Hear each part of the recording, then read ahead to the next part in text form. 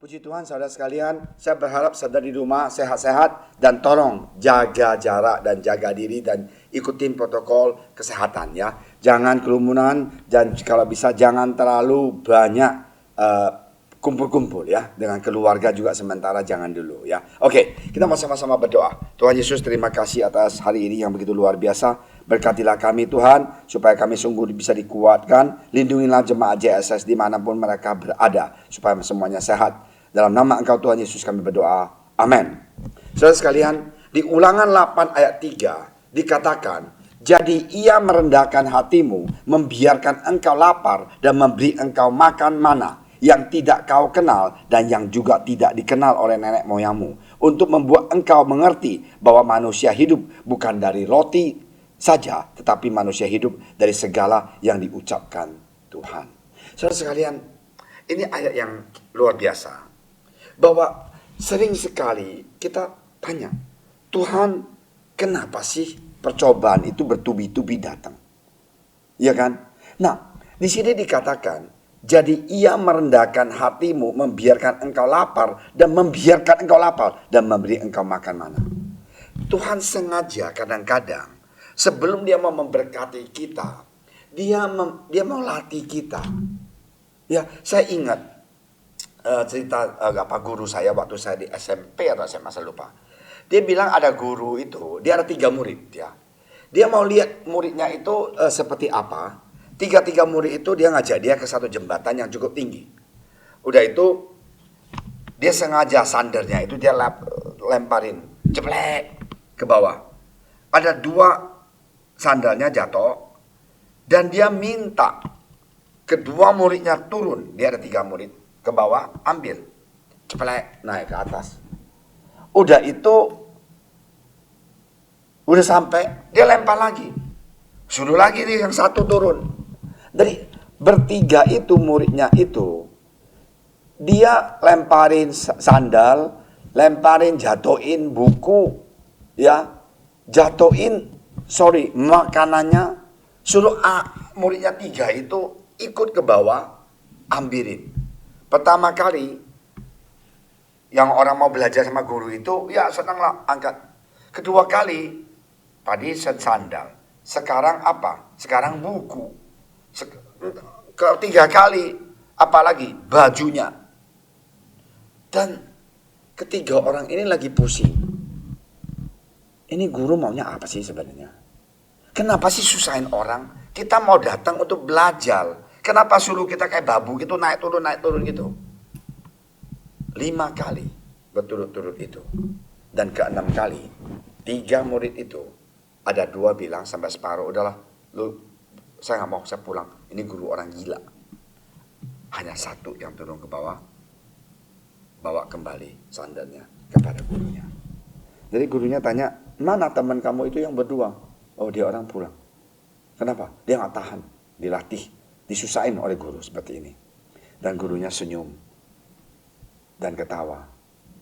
Dia bilang, baiklah, saya akan terima kamu menjadi muridku.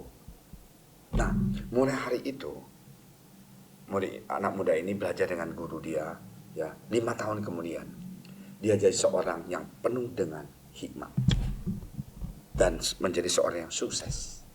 Di dalam percobaan, di dalam latihan, gurunya itu mau lihat bagaimana apakah anak ini, 3 ini nurut dan taat. 3 hanya 3 dalam 3 ini hanya 1 yang nurut dan taat dan tidak banyak bicara dan mau belajar yang rendah hati. Kadang-kadang Tuhan Yesus kita juga begitu bukan dengan kita. Ya, dia sengaja kadang-kadang supaya kita sadar. Karena kita ikut Tuhan Yesus itu, kalau kita taat kepada firman dia, taat kepada pengajaran dia, hidup kita pasti akan diberkati.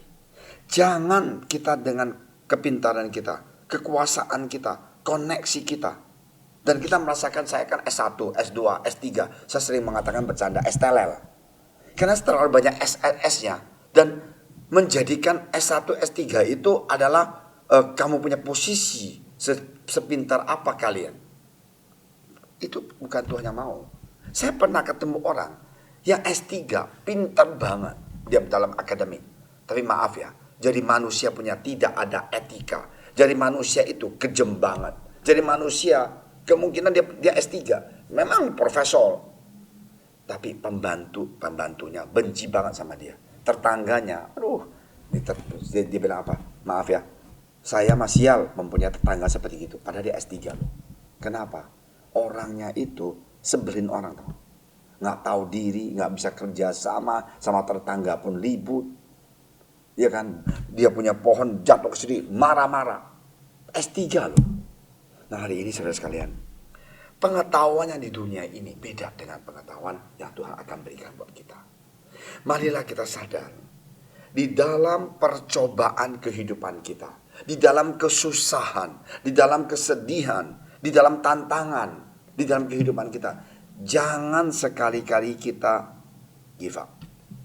Kita harus mau sadar, kita hidup di dunia ini, kita harus mau tergantung dengan firman Tuhan. Ya, marilah saudara sekalian, kita berubah pola pikiran kita. Kita berubah, kita punya hati. Kita berubah, kita punya pandangan. 2021 menjadi tahun yang berbeda. Bulan ini kita belajar berkat Tuhan turun dari sorga. Biar kita belajar, kita terima berkat Tuhan. Hari ini, di dalam penutupan ini sama juga cerita. Ingat, Petrus itu 1 hari 1 malam dia tangkap ikan. Dia seorang nelayan. 0 hasilnya. Tiba-tiba Tuhan bilang, lu ke sana, buang kamu punya jala. Dan Petrus bilang, aduh Tuhan, you mana tahu sih, I kan dari kecil, I hidup di kampung ini nelayan, saya pinter kok nak tangkap ikan, kamu mana ngerti itu Yesus. Saya udah 1 harian gak dapat apa-apa. Tapi satu hal, Petrus seperti anak itu, turun naik, dia ikutin. Dan dia lempar jalannya itu. Tangkap ikannya sampai terlalu berat, nggak sanggup. Begitu juga hidup kita. Jangan kita tidak ikut serta Yesus di dalam profesi kita. Jangan kita tidak mau ikut Yesus dalam usaha kita, dalam bisnis kita, dalam keluarga kita, dalam hubungan kita.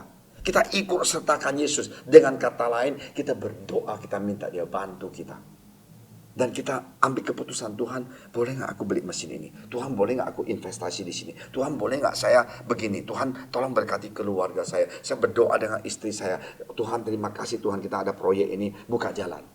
Kalau kita begitu, berkat Tuhan itu akan turun. Tuhan akan buka jalan.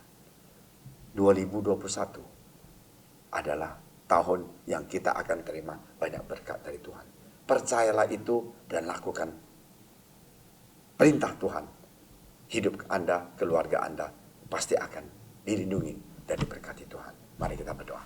Terima kasih Tuhan Yesus atas hari yang indah ini. Berkatilah kami Tuhan. Biarlah kami sadar Tuhan, kami hidup tidak bisa tanpa Engkau. Tuhan, Engkau adalah pusat dan di dalam kehidupan kami. Kami butuh Engkau ya Tuhan Yesus. Dalam nama Engkau Tuhan Yesus, kami berdoa, kami serahkan brother sister kami di JSS di tangan Engkau, dimanapun mereka berada. Kuatkan iman mereka, berkati mereka, lindungi mereka, dan keluarga mereka. Dalam nama Engkau Tuhan Yesus kami berdoa untuk saudara-saudari kami yang kena COVID. Tuhan tolong sembuhkan mereka.